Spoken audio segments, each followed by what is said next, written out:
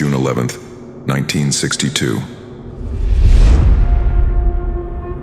Finally, the night arrived.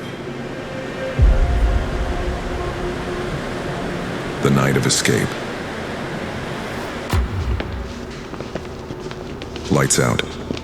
Silence.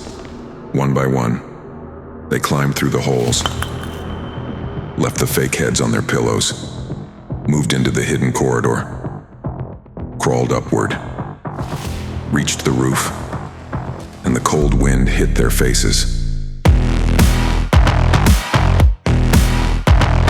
For the first time in years, they felt open air. Freedom was close, but danger was closer. They slid down a pipe, crossed the yard like ghosts, reached the shoreline. They pushed into the black water, into the ocean, into the unknown, and after that, no one ever saw them again.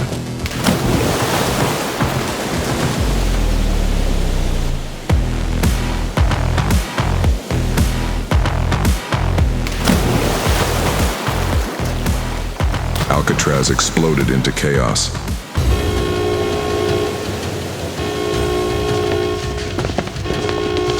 Sirens screamed, searchlights scanned the bay. Helicopters, boats, FBI agents. The entire ocean was hunted. The FBI officially closed the case in 1979. But the U.S. Marshals still keep it open, because the truth is, no one knows. Did they drown, or did they escape?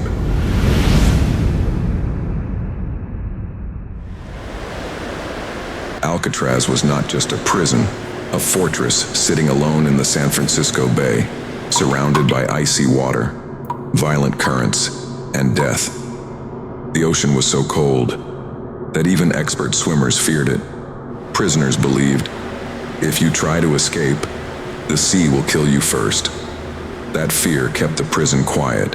It kept men obedient. But not Frank Morris. Frank wasn't loud. He wasn't reckless. He was different, quiet, a man who didn't waste words. Because he was always watching. He watched guard routines. He counted footsteps. He memorized schedules. And one day, he noticed something. The air vent in his cell, the concrete around it, was damp, weak, slowly crumbling from years of moisture. To everyone else, it was nothing.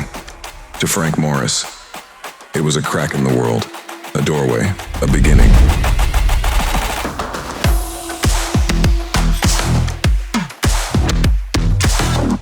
Soon he shared his discovery with two brothers, John and Clarence Anglin. The Anglins grew up swimming in freezing rivers.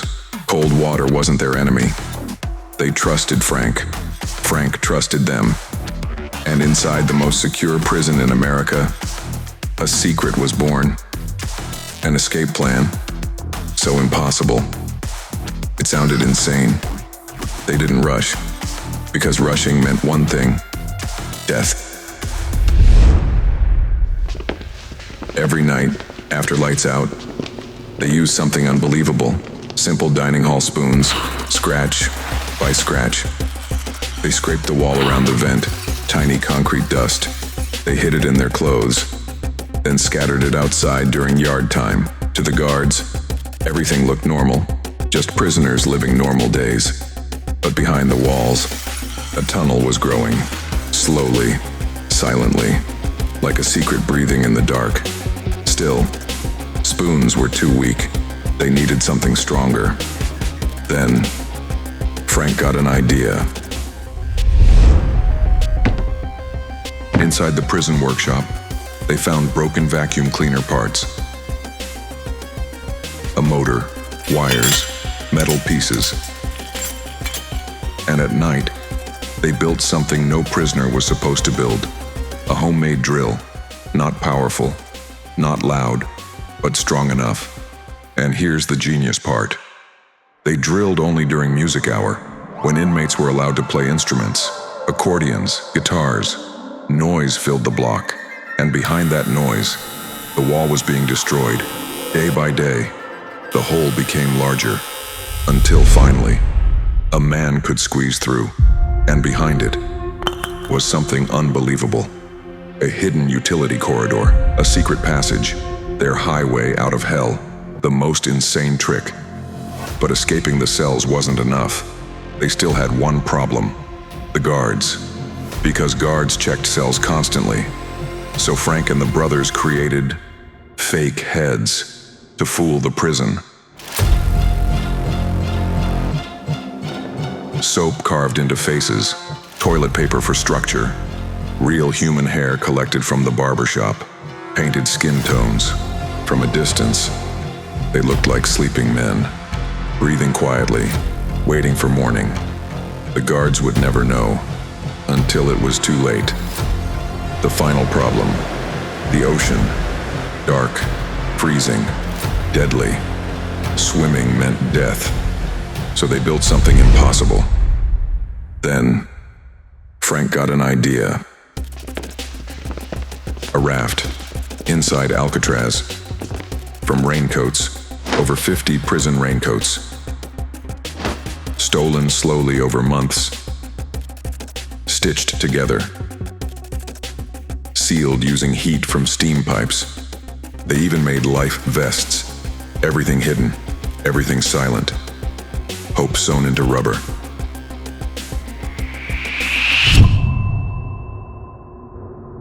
June 11th, 1962. Finally, the night arrived. The night of escape. Lights out. Silence. One by one, they climbed through the holes, left the fake heads on their pillows, moved into the hidden corridor, crawled upward, reached the roof, and the cold wind hit their faces. For the first time in years, they felt open air. Freedom was close, but danger was closer. They slid down a pipe, crossed the yard like ghosts, reached the shoreline, inflated their raincoat raft, and then they pushed into the black water, into the ocean, into the unknown, and after that, no one ever saw them again. The next morning, roll call began. A guard approached Frank Morris. He tapped the blanket, no movement. He tapped again, harder, then...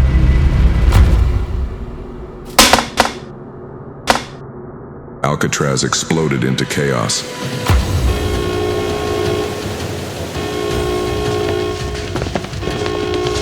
Sirens screamed, searchlights scanned the bay.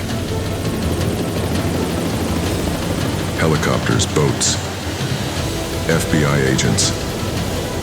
The entire ocean was hunted.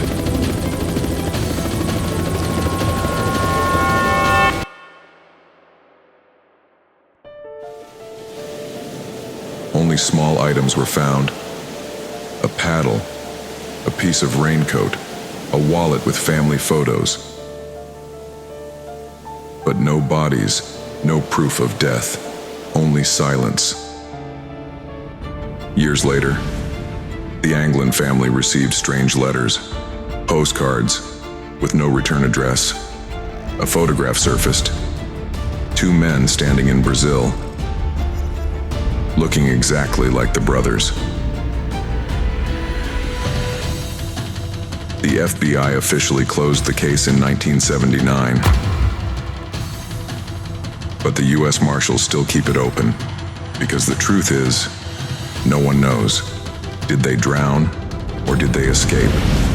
So think about this. 3 men with spoons, a vacuum motor, and stolen raincoats may have defeated the most secure prison ever built. Was it luck or pure intelligence?